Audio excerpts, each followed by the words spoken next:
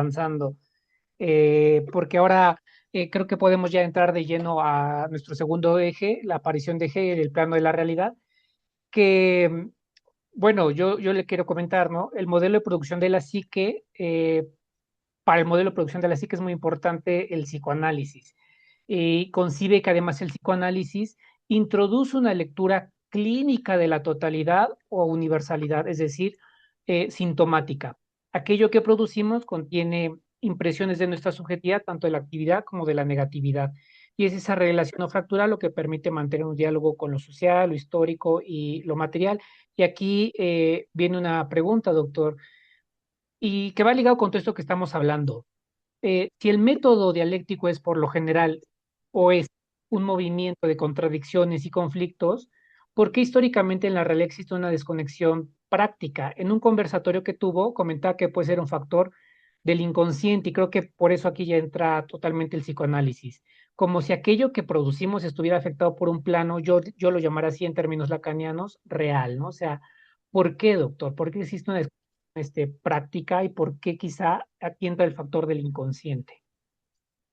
Híjole, a ver, mira, si te parece, si estás de acuerdo, primero me gustaría hablar un poquito acerca de los contenidos filosóficos y dialécticos de la obra de Freud, Sí, sí, porque adelante. hablar qué y el inconsciente qué, ¿no? O sea, brevemente nada más, a mí me parece que Sigmund Freud, ¿no? Sin que haya pruebas claras de que haya leído y estudiado y se haya embebido en la filosofía de Marx o en Hegel, que puede ser que sí, pero no hay esto, aplica primero que nada un método dialéctico, ¿no? Sus categorías de análisis fundamentales se basan en la dialéctica, es decir, las contradicciones entre consciente e inconsciente, perdón, entre principio de realidad y principio de placer, entre lo que es el yo, perdón, de nuevo, el yo y el ello, ¿no? O sea, este tipo de cosas con base en las cuales él va construyendo todo su modelo son contradicciones dialécticas, ¿no? Contradicciones dialécticas. No existe, es de nuevo la interpenetración de los opuestos, ¿no? Y digo, el yo, el ello, el super yo como parte del yo y el ello, ¿no? El principio de placer y el principio de realidad, ¿no? El principio del deseo, que para Freud es deseo sexual fundamentalmente, y el policía que todos llevamos dentro, que a uno le dice, espérate, no puedes hacer esto todo el tiempo porque tienes una serie de funciones sociales que cumplir, que pues, no, ¿no? Ya si te queda tiempo libre, pues órale, pero primero es otra cosa, ¿no? Este, entonces, la obra de Freud se puede entender perfectamente así, ¿no? Entonces, ahora, hay un elemento ahí que a mí, yo realmente admiro mucho de la obra de Freud, porque y de nuevo estamos aquí, sin abandonar el asunto de las contradicciones dialécticas, la obra de Freud, la obra de Freud consiste en encontrarle los elementos racionales a la irracionalidad. O sea, primero que nada, descubrir y describir la irracionalidad que existe en el mundo, en la conducta humana. Y esto, ¿por qué? Mostrar que existe un elementos que yo diría casi abrumadores de irracionalidad en el comportamiento humano. Irracional. ¿Y qué es lo que está pasando? Porque los principios de la razón, hasta antes de mí, pues no funcionan para entender por qué el ser humano se comporta con esta forma tan irracional, tan, bueno, loca, ¿no? O sea, entonces va al asunto del inconsciente, ¿no? Que es lo que tú estás mencionando aquí. O sea, el descubrimiento científico racional de principios del funcionamiento del inconsciente y de la existencia del inconsciente mismo es quizás la porción más importante de Freud. No voy a decir que la única, pero sí, ¿no? Hay elementos que, como inconsciente, pues hay toda una esfera que el ser humano no se da cuenta de que existe. De la misma manera que el ser humano no se da cuenta de que la mercancía que se le ofrece en un aparador o en una tienda es resultado de relaciones sociales de las cuales no se apercibe. Entonces, el inconsciente tiene, no solo tiene que ver, está dado por el elemento consciente. Y entonces Freud describe cuáles son las represiones que en la esfera de lo consciente el ser humano tiene que, porque no es posible evitarlo, tiene que recibir desde la más tierna, como se le diría, tierna infancia. Pues el ser humano tiene que ser reprimido, no puedes hacer lo que te dé la gana, nunca, ni la educación más libre, más consciente, más el modelo más perfecto de educación que nosotros podamos concebir tiene que contener el principio de la represión. ¿De represión de qué? De caprichos, de placeres, de, ay, a huevo yo quiero hacer esto, pues no, no puede. Quiero helado, mamá. Pues ahorita no hay helado. No, pues que si hago un berrinche, pues harás el berrinche que quieras, pero ahorita no hay helado, porque estamos en otro lugar. No va a venir del cielo el helado, o el pastel, o el juego. No, ¿no? Entonces, bueno, ahí hay una represión. Ahora, ¿cómo se haga? Eso ya es otra cosa, pero sí hay una represión del asunto. Entonces, esto se va al inconsciente y en el inconsciente se queda ahí y regresa, ¿no? Este movimiento dialéctico, este movimiento consciente, inconsciente, es una de las aportaciones más importantes de este compañero, Sigmund Freud, ¿no? ¿Cómo se expresa esto en la cultura de masas, ¿no?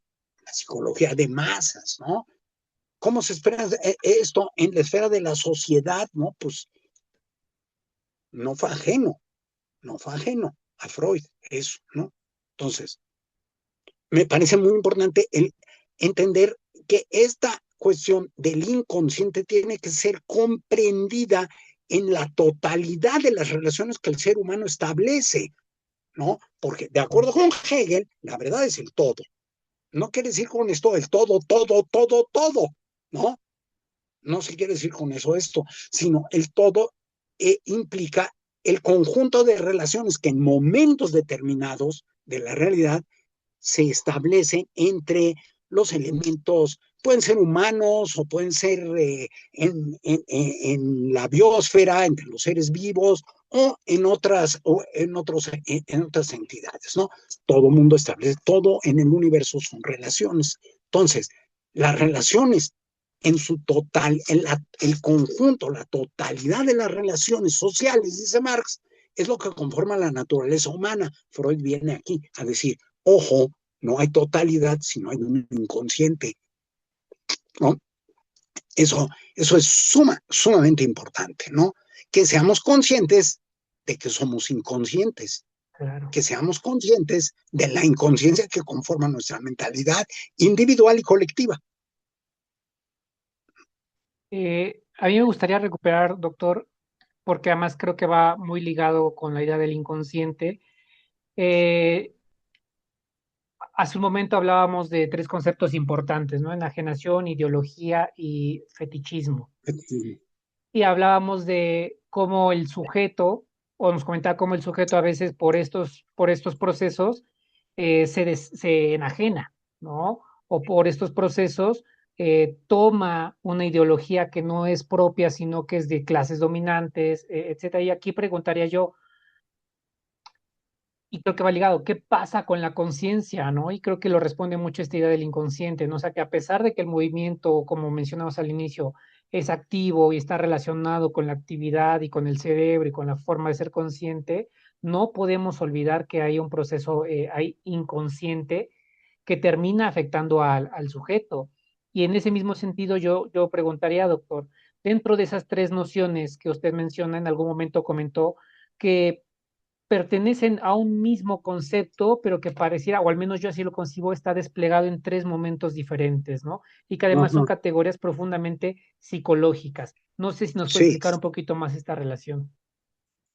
bueno, lo decía yo, ¿no? O sea, esas categorías de Marx hacen al problema de la conciencia del ser humano. Va, conciencia, estoy diciendo aquí. Y Freud complementa el asunto, diciendo, y a la inconsciencia del ser humano. Es más, bueno, Marx no vivió Freud sí, para haber leído y demás a Marx, no sé, no parece que lo haya hecho, no, al menos no seriamente, no, como parte de su proyecto, ¿no? Pero Marx y Engels, pues no vivieron en ese momento y no había una ciencia psicológica así desarrollada en términos psicoanalíticos, Freud y demás. Pero, ojo, ¿cómo entendemos estos momentos, estas torsiones, estas distorsiones, momentos y movimientos de una conciencia humana distorsionada, si no es en función del inconsciente? No es el inconsciente el elemento en donde reside buena parte de la distorsión, del fetichismo, de la enajenación, de la ideología humana, que ya a base de estar viviendo en un mundo así, no se da cuenta. No se da cuenta, ya pertenece a su inconsciente. Yo digo, sí, sí, eso ya pertenece a, a ámbitos del inconsciente o del preconsciente, que también es un concepto muy interesante en Freud, ¿no? Es aquello que no es inconsciente, pero que puede hacerse, es preconsciente, ahí está como haciendo antesala para hacerse consciente, ¿no? Pero sin pertenecer a la esfera del inconsciente, lo que está como bloqueado, ¿no? En la mente del humano, ¿no? Entonces, aquí nosotros tenemos la condición humana global, está dada por esos elementos. Lo que pasa es que es importante poder y saber integrar estos conceptos del marxismo, este concepto de la enajenación, estos conceptos mentales, psicológicos del marxismo, ideología, enajenación, fetichismo, en el modelo de Freud, el modelo psicoanalítico. Sabemos, tú también, todo el mundo puede saber que Freud ha sido objeto de muchas críticas en muchos de sus elementos, ¿no? Bueno, sí, muchos críticos tendrán razón en unas cosas, otros no, en fin, hay debates, ¿no? Fuertes sobre esto, pues, como en todas las grandes teorías, ¿no? Del mundo. ¿Quién no? ¿Cuál de los grandes científicos no ha tenido errores, fallas y cuál ha sido sujeto a debates, ¿no? Digo, el otro, el otro personaje que conozco bien, que es Darwin, y el darwinismo además, pues, pues ha sido objeto de críticas, debates, contradebates, sí, ¿no? Y la teoría de la evolución de Darwin, ahí está, y no hay manera, a la vista no está la manera como haya que tirarla, ¿no? ¿No? Aunque se ha complementado con otras cosas, Lamarck ha tenido un resurgimiento, etcétera, ¿no? Lo mismo con Freud y lo mismo con Marx, ¿no? Uy, ¿cuántos errores? Sí, ¿cuántos errores? El problema es el núcleo argumentativo, el centro, el tronco y el método de argumentación, ahí están. Y esta cuestión del inconsciente como un elemento que interviene claramente en la conducta individual y social de los seres humanos tiene que ser considerado, porque si no, no entendemos cantidad de cosas, pues bastante nocivas, ¿no? Del ser humano. No, las relaciones tóxicas en general, sadomasoquistas, el narcisismo, ese deseo inconsciente por ser alabado, admirado, aplaudido, oh, gran fulano, fulana de tal, ¿no? Esto, ¿no? No se entiende si no es en función de esas represiones inconscientes, ¿no? No se entiende tampoco cómo es que la represión, y esto lo dice Wilhelm Reich, ¿no? Que a mí me parece uno de los marxistas más relevantes, ¿no? Que hay, porque logra relacionar claramente las categorías freudianas con las marxistas. Dice, la represión sexual, ¿dónde reside? En la familia. Familia, una de las instituciones del Estado más claramente determinadas. Ahí está Engels, ¿no? Donde habla en el antidiosismo y demás sobre las instituciones del Estado. La familia es una. ¿Qué función tiene la familia? Reprimir al niño desde que acaba de nacer o un poquito después, ¿no? Reprimir deseos, reprimir, ¿no? Yo decía hace un rato, bueno, es que no hay de otra cosa que la represión, pero hay de represiones a represiones, hay formas y formas de reprimir ciertos deseos. Una cosa es decirle, no puedes hacer los caprichos que quieras, cuando quieras, como quieras, y otra, inculcar en un niño que no entiende bien, ¿no? Cómo tiene que reprimir deseos de atracciones, ¿no? Sexuales, ¿no? Hombre, ay, no, cállate, porque eso está, Dios dijo que la lujuria es un pecado, ¿no? Caramba. ¿Y por qué? No, pues entonces ahí ya viene toda una cuestión ideológica de por qué la represión viene por ese lado, ¿no? Claro, Este, entonces, digo porque para Freud la represión es fundamentalmente represión sexual. Puede, puede considerarse que hay mucho reduccionismo en él, que hay otras formas de represión y demás, ok, no entro en ese momento en esta discusión. Pero es claro que existe una represión sexual, ¿no? Es claro que eso condiciona y se queda metida en el inconsciente de las personas esa represión de deseos, ¿no? De deseos, esa insatisfacción que yo digo en todo ser humano existe por insatisfacción, por satisfacer, que tontería estoy diciendo, esa insatisfacción de deseos eróticos, libidinosos, amorosos, ¿no? Cuando se dice no tienes capacidad de amar, ay, chinga, aquí sí ya la cosa se pone muy fuerte, ¿no? Y justamente eso es lo que ha permeado en la sociedad de clase. Wilhelm Reich dice, la base del la base del ascenso del nazismo en los años fines de los 20, 30 está en la imposición de una moral sexual burguesa, represora del deseo, represora del amor, represora de nobles, ¿no? Sentimientos humanos, ¿no? En su obra, para muchos, es su obra maestra, ¿no? ¿Cómo se llama? Ay, se me olvidó, este, la psicología de masas del fascismo. muy bien.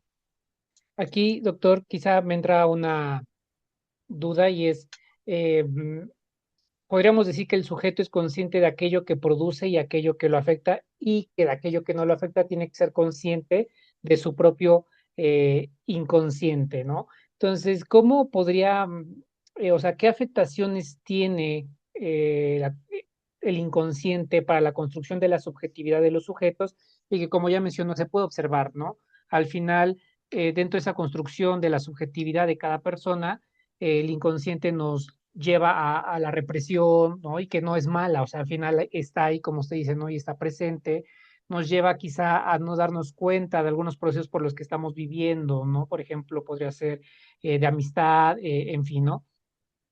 Eh, ¿Cómo podríamos solucionar estas afectaciones que puede haber en la parte subjetiva individual?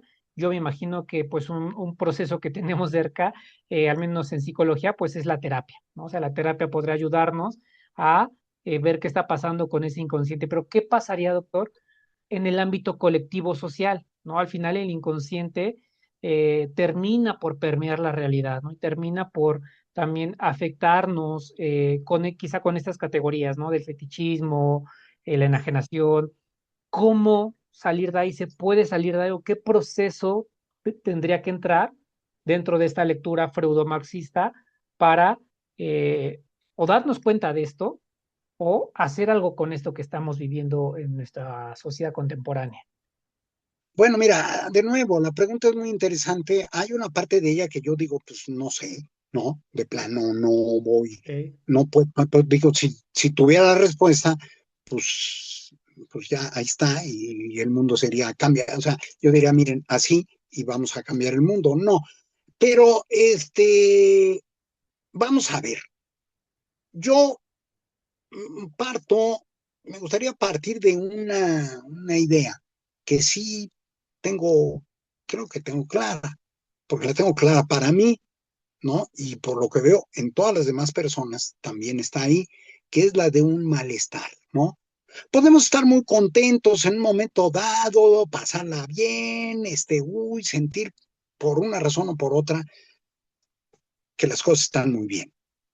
Pasa un cierto estado y dices, en el fondo yo no me siento bien, en el fondo no, en el fondo algo, por algo no lo estoy haciendo. Hay, claro, niveles y todo, ¿no?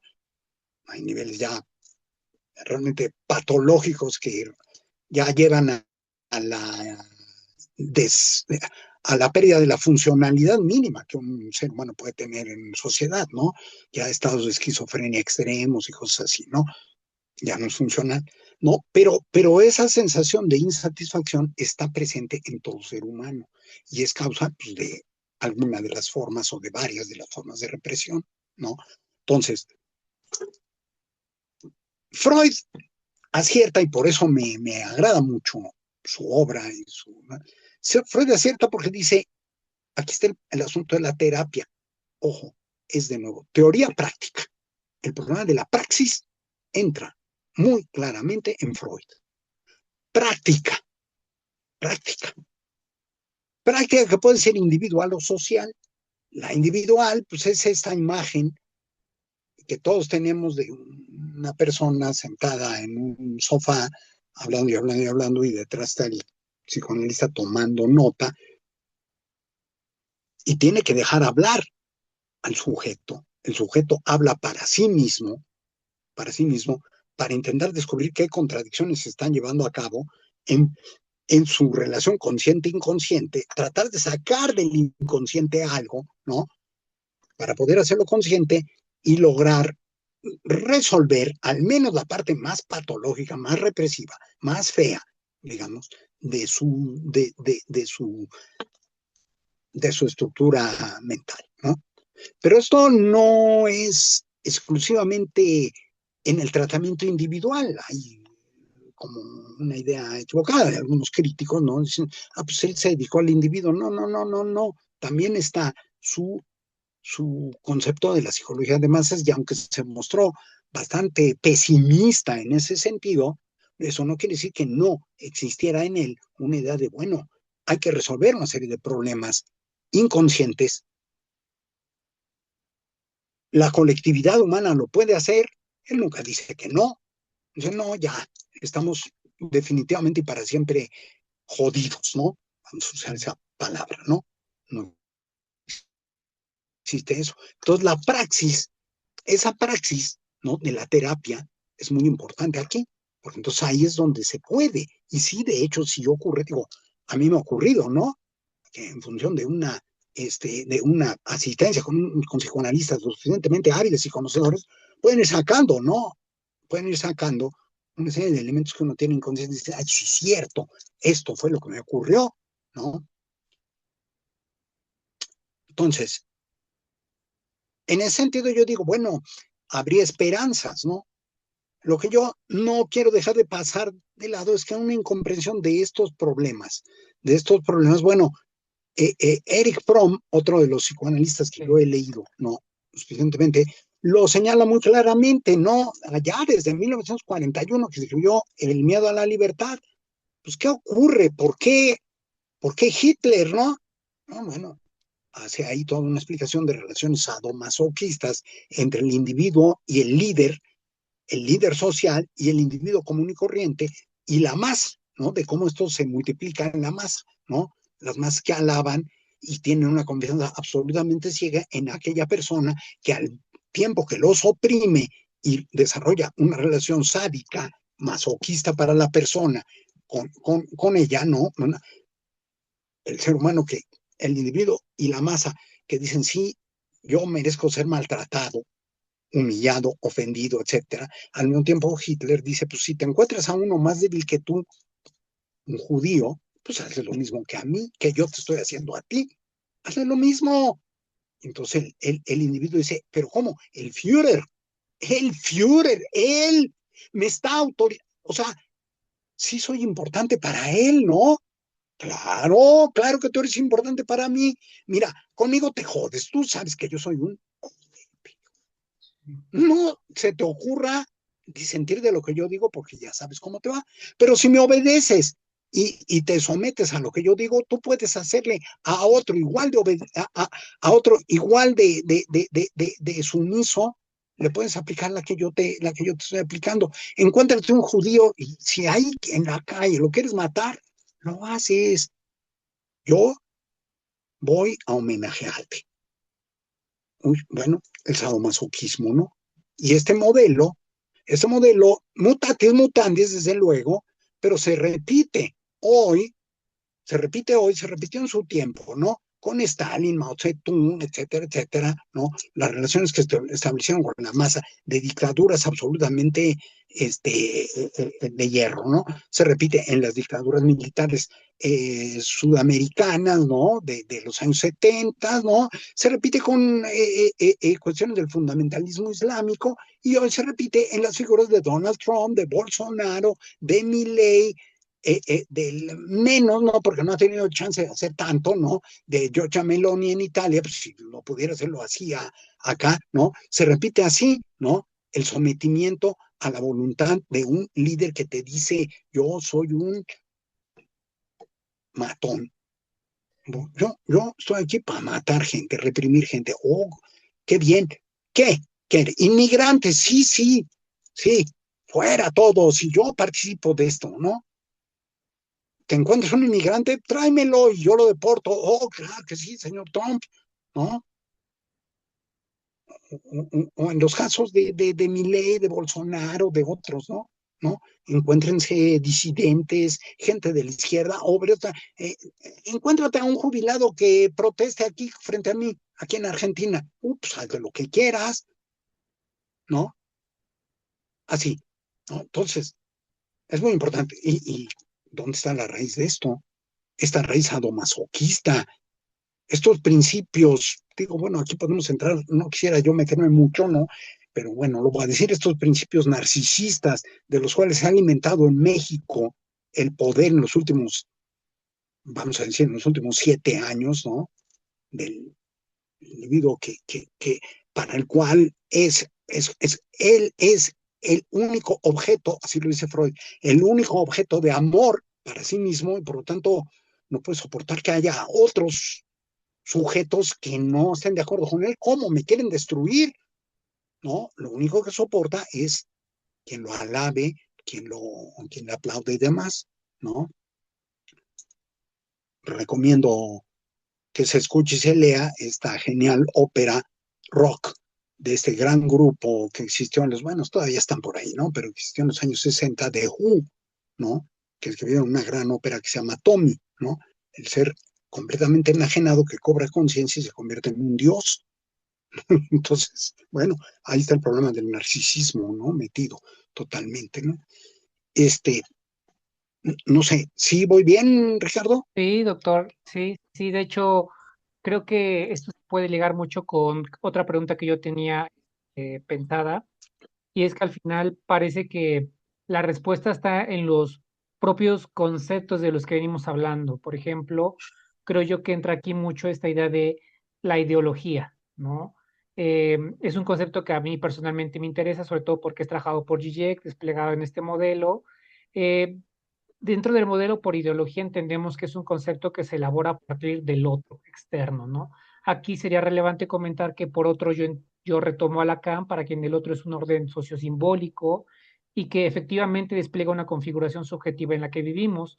Para el modelo, como ya mencionaba yo al inicio, no hay una realidad pura, toda realidad está ya enmarcada en un marco ideológico y que Zizek trabaja a partir de su concepto de la fantasía, pero que además me parece que es justo la forma en la que podemos responder eh, pues qué pasa, ¿no? Con esas situaciones que vivimos y que pareciera que en la práctica individual se puede responder a partir de la clínica y quizá en la parte colectiva se puede responder justo en el trabajo y la aplicación de estos conceptos, como es el de ideología. Aquí lo que me interesa, doctor, es preguntarle cómo cómo se entiende esta ideología, porque creo que sí tiene un tinte un poquito diferente en Marx y posiblemente otro autor que sé que conoce, en Lukács, ¿no?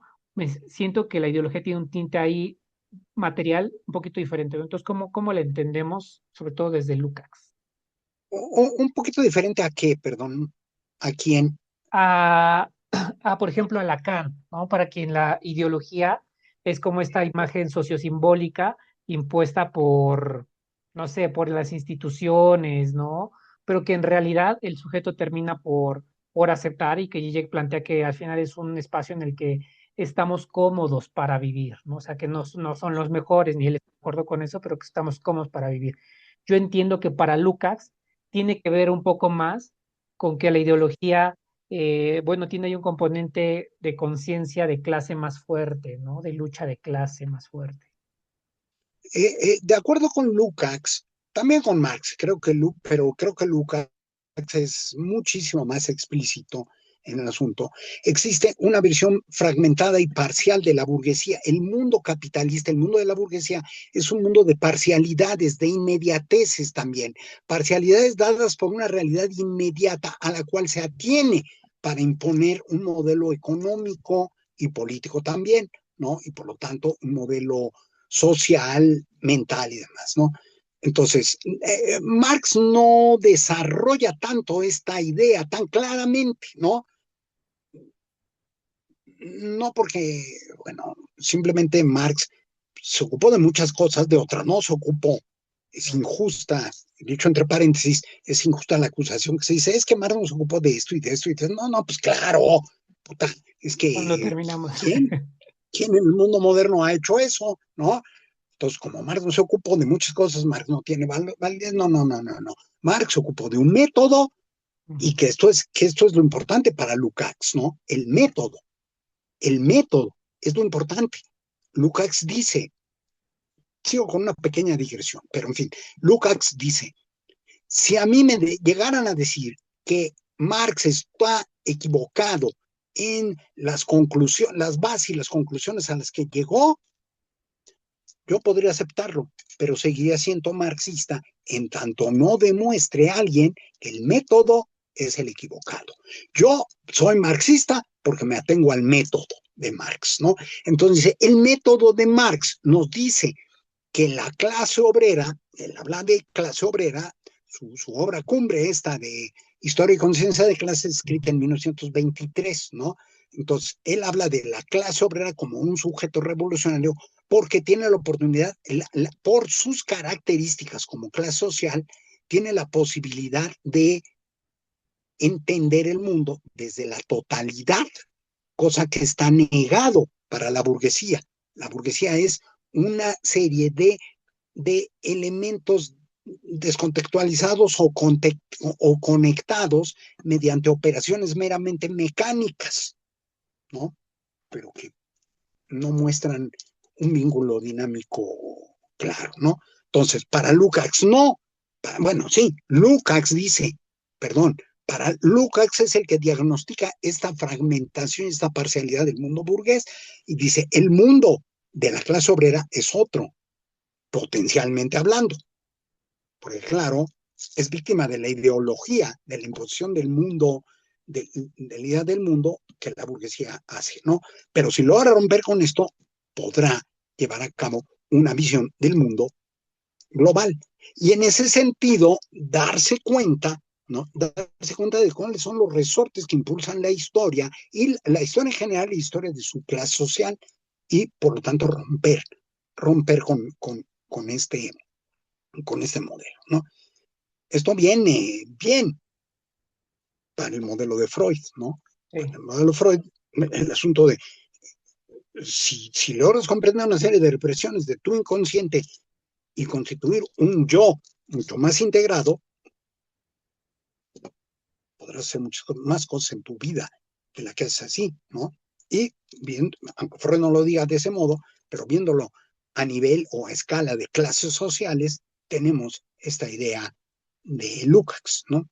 También es, es perfectamente compatible. excelente. A mí me gustaría ir terminando y cerrando este diálogo, doctor, con una pregunta y es, eh, ¿cómo entendemos o aplicamos, mejor dicho, un método dialéctico a las ciencias sociales? Pareciera que es imposible abordar un fenómeno social sin pasar por la dialéctica y sin embargo, pues hay algunas disciplinas o métodos que podrían no tomarlo en cuenta, ¿no?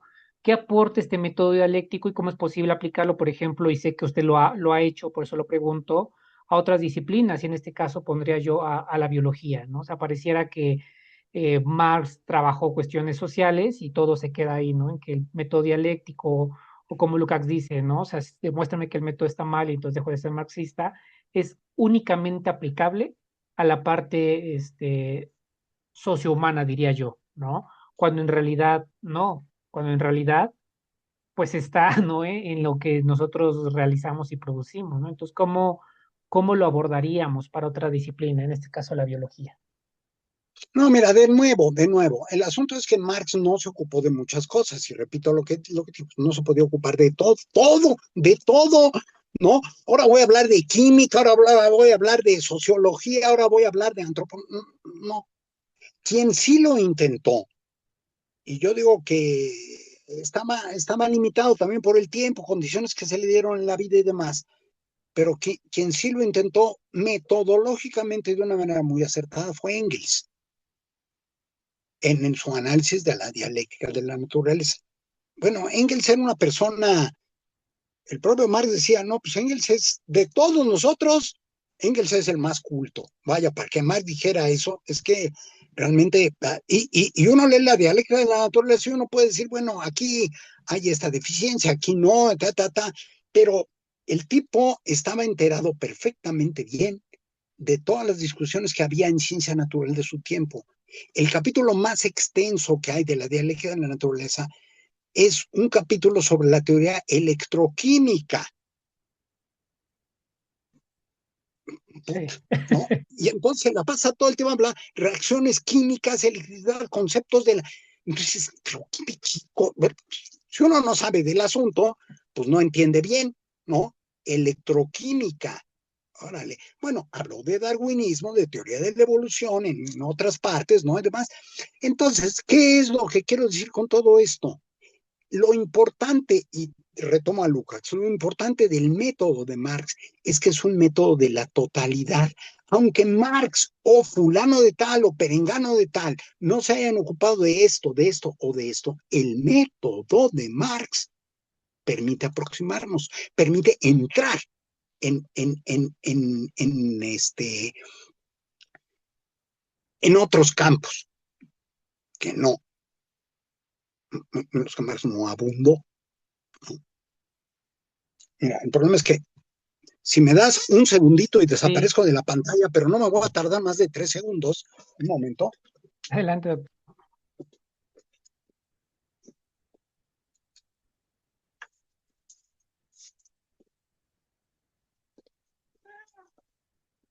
Aquí quiero mostrar este libro que es algo verdaderamente Mire, magistral. El biólogo dialéctico de Richard Lewins y Richard Lewontin. ¿Quiénes eran? Porque desgraciadísimamente para este mundo ya fallecieron los dos. Richard Lewins y Richard Lewontin eran Richard Lewins, un ecólogo matemático, ¿no? Ecología de poblaciones, y Richard Lewontin, genetista de poblaciones. ¿Ya? Pero aplicaron el método de Engels, tiene una dedicatoria aquí, este libro que dicen, esto va dedicado a Friedrich Engels, que se equivocó muchísimo en muchísimas cosas, pero acertó donde tenía que acertar, ¿no? Y aplican el método dialéctico y se nota claramente que tiene una base hegeliana importante, ¿no? El método dialéctico a los problemas contemporáneos de la teoría de la evolución, ¿no? No fue lo único que hicieron muchas otras cosas, pero quiero decir, aquí ujú, se muestra que tiene una aplicación clara, ¿no?